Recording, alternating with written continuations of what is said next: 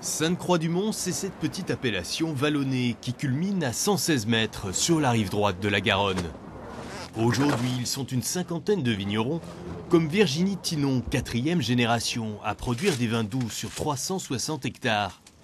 Les sauvignons, sémillons, muscadelles sont récoltés à surmaturation, quand le botrytis, la pourriture noble, apparaît. Ce qu'on recherche très clairement, c'est quand même une concentration en sucre et une certaine acidité. Alors cette année, je pense que les deux seront réunis, puisque si vous observez ici, là vous avez un raisin botrytisé. Celui-ci, il est également passerier, c'est-à-dire desséché, donc avec une plus grande acidité que celui qui est uniquement botrytisé. Plus abordables en prix que les sauternes, les Sainte-Croix-du-Mont ont aussi cette particularité de bénéficier d'un terroir argilo-calcaire, avec ce dépôt d'huîtres à l'ère tertiaire. Il apporte une richesse en iode exceptionnelle qui se ressent dans ses vins. D'une belle intensité.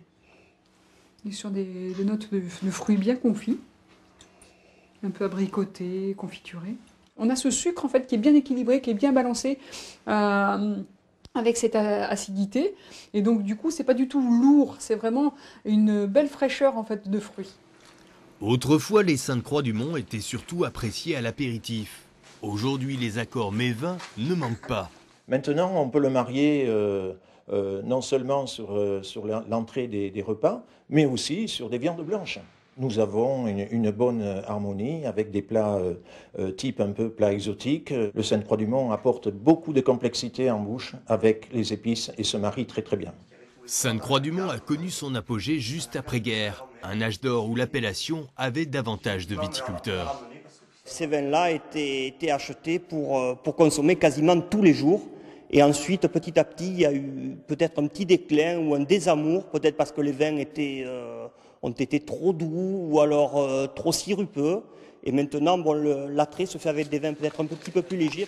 Sainte-Croix-du-Mont commercialise 10 à 12 000 hectolitres à l'année, 80% en France.